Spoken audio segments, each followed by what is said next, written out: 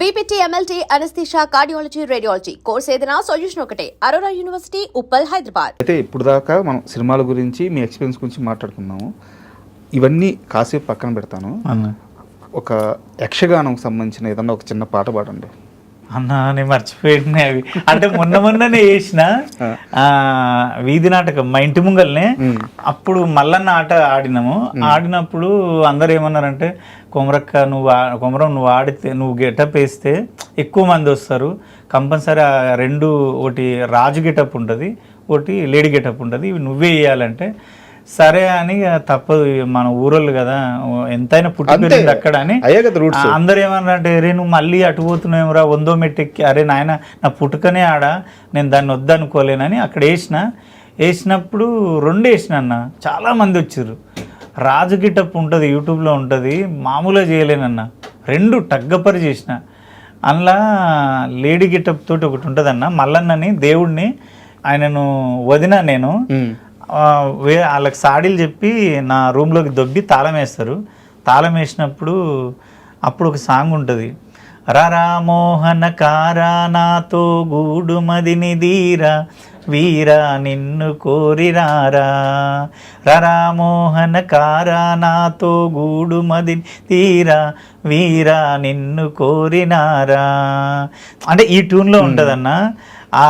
మల్లన్న కోసం తాపత్రయపడ అంటే ఇంత ఏది నా సరి సుందరాంగి 7 లోకములలో వీరా కోరియుంటి నీరా అంత చేసిన ఆయన తలుపులు బద్దలు కొట్టుకొని పోతాడు.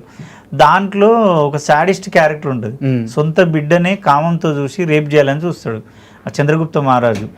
దాంట్లో ఉంటుంది, ఆహా ఎవరు ఈ కన్య, ఎంత అందంగానున్నది, యక్ష గరుడ గాంధర్వ కిన్నెర కింపుష కన్యయ, లేక దివి నుండి భూకి దిగి వచ్చిన అప్సరసయ, నాకు ఓ కన్యాలలామా 16 సంవత్సరములు కామాదాహంతో ఉన్నాను, రమ్ము నా చెంతకు రమ్ము, నాకు ముద్దిమ్ము అంటే వాడు సొంత బిడ్డనే రేప్ చేయడానికి చూస్తే శంకరుడు వచ్చి శాపం పెడతాడు.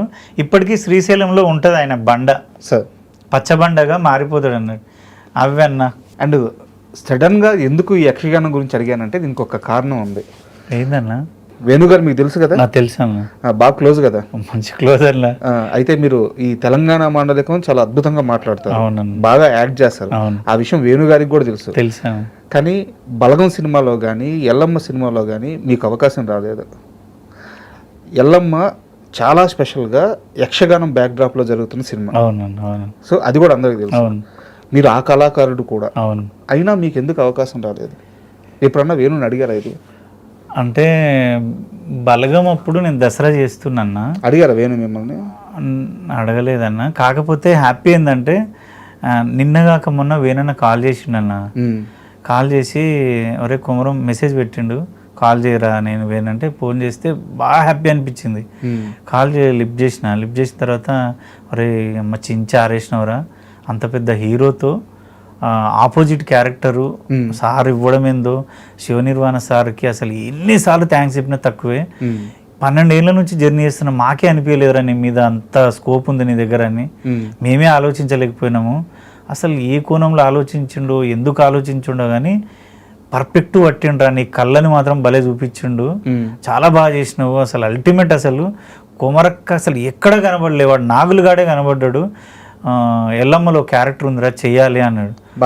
అంటే ఏడుపు ఒక్కటే తక్కువ. నేను ఫోన్లో ఉన్నా కాబట్టి అన్న నీకు దండం పెడతానే, అందరూ నాకు బలగం చేసినప్పుడే నేను దసరా చేసిన, ఇవి చేసిన అవి చేసిన అంటే, కాదయ్యా నువ్వు బలగంలు ఉండాలి, ఊరోళ్ళు ఎట్లుంటుందిగా, వాళ్ళు ఏది చూస్తే అల్లు ఉండాలి, మనం ఏ బలగంలు ఉండాలి. కానీ నువ్వు కొమరక్క అంటే ఏంది, కొమరం అంటే తెలంగాణ, నువ్వు బలగంలు ఉండాలి. కానీ ఇచ్చిన ఇంపాక్ట్ అటువంటి ప్రతి ఒక్కరు కోరుకుంటారు, మన మనిషి అందులో ఉండాలి. అది కింద కామెంట్లలో కూడా నేను గమనిస్తుంటే కొమరక్కు ఉండేది కొమరం ఉండేది ఉండే. నాకు ఆ విషయం కూడా చెప్పిన అన్న, బలగం అప్పుడే నన్ను ఇట్లా చాలామంది టార్చర్ పెట్టిరన్న, నువ్వు ఎన్ని సినిమాలు చేసినావు లెక్క కాదు, బలగంలో ఎందుకు లేవు నువ్వు, తెలంగాణ యాస భాష నువ్వు ఎంత పైపోయినావు, నువ్వు ఎందుకు లేవు అంటే, ఏమో ఆ క్యారెక్టర్ మనం సెట్ అవ్వలేదు ఏందో అనుకున్నాడో ఏమనుకున్నాడు అన్న, ఏమనలేదు. ఇప్పుడు ఎల్లమ్మలో అయితే ఫోన్ చేసిండు, క్యారెక్టర్ ఉందిరా నువ్వు చెయ్యాలి, అది నీకు ఇట్లా చేస్తావా అంటే ఫోన్లోనే చేసి చూపించిన, అరే అదిరిపోయిందిరా నువ్వు కంపల్సరీ చెయ్యాలి అన్నాడు. యాక్చువల్గా నాకు తెలియదు, నేను వేణు గారి సెన్సిబిలిటీస్ కి ఆయన తీసే ఆ బ్యాక్ డ్రాప్ సినిమాలకి మీలాంటి వ్యక్తి అయితే యాప్ట్ గా సరిపోతారు అనుకుని అడిగాను. నా బాడీలో ఉన్న ఆలోచన విధానము, నేను చేసే విధానం మొత్తం వేణుకి సెట్ అవుతుంది. ఆయన అదే అంటుండే, ఆయన ఏమంటాడంటే, అరే తెలంగాణ యాస ఇంతలోనే అనుకున్న మనిషి సీలేరు యాసలో తీసిన సినిమా, అది ఆంధ్ర స్లాంగ్లో తీసిన సినిమాలో నిన్ను పెట్టడము, అంత పెద్ద క్యారెక్టర్ రాయడము, నువ్వు దాన్ని పండించడము, ఈజ్ ద మిరాకిల్ రా అన్నాడు. సో ఎల్లంలో మీరు చేస్తున్నంటే వెరీ హ్యాపీ. థ్యాంక్ యూ అన్న. అన్న అయితే చెప్పిండు, ఇంకా అది అన్న అయితే నువ్వు చేస్తున్నావు, చెయ్యాలన్నాడు. ఇక ఆయన చేస్తే హ్యాపీ. అండ్ ఇప్పుడు మాత్రం మీ కెరీర్కి సంబంధించి మాట్లాడుకున్నంత వరకు మనం ఇప్పుడు మాట్లాడుకుందాం.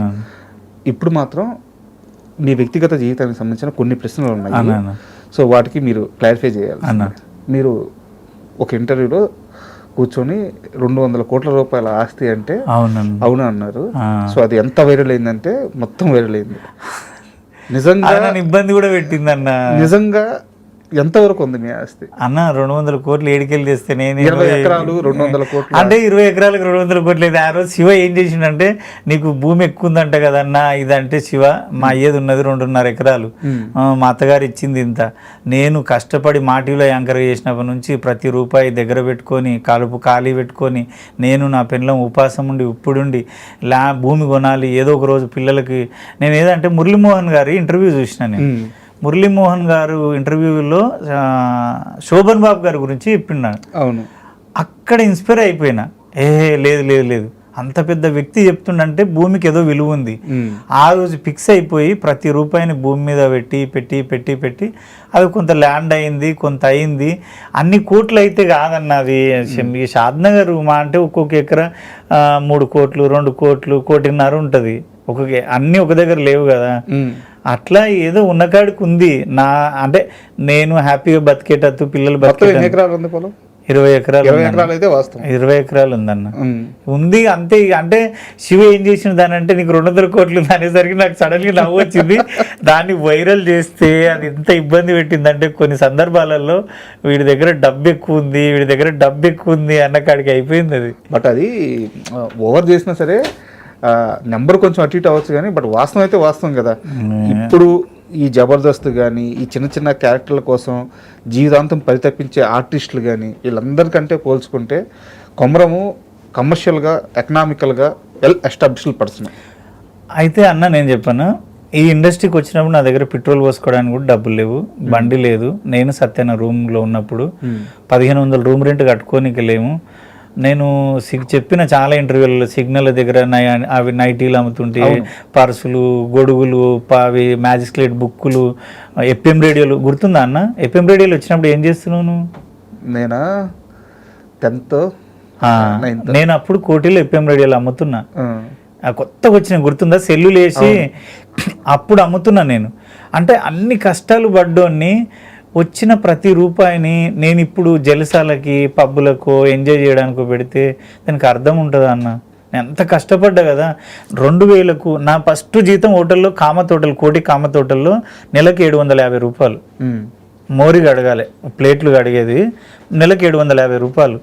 750 రూపాయలు నెలకు కష్టపడ్డోడిని దేవుడు ఆశీర్వదించి కష్టపడుతూ వచ్చే ట్రావెల్లో ఒక చిన్నగా లక్కీ లాటరీ లాగా సక్సెస్ అయినాం. దాంట్లో ఎంతో కొంత డబ్బు వచ్చినప్పుడు దాన్ని మనం వృధా చేయకుండా కరెక్ట్ ఇన్వెస్ట్ చేస్తే, మనం ఒకరి నెత్తి మీద చేయి పెడతలేము, ఓ దొంగతనం చేస్తలే, వాళ్ళు లంగతనం చేస్తలే అన్న, నమ్మవు. ఎంత ఇబ్బంది అనిపిస్తుంది తెలుసా? ఒక మొగాడిని అయ్యుండి ఒక ఆడదానిలాగా చీర కట్టుకొని 1.5 కిలో విగ్గు, అది విగ్గు హెడ్ఏక్ వస్తుంటుంది, అంత విగ్గు కట్టుకొని కింది నుంచి పై వరకు ఒక ఆడదానిలాగా రెడీ అయ్యి తోలుబొమ్మలాక వాడు ఈవెంట్లలో వాడు ఆడమన్నట్టు ఆడి, పాడమన్నట్టు వాడి, వాడికి నచ్చే వరకు వాడిని ఎంటర్టైన్ చేసి వాడు ఇచ్చే డబ్బులు తీసుకొని వస్తాను. అంతే కదా.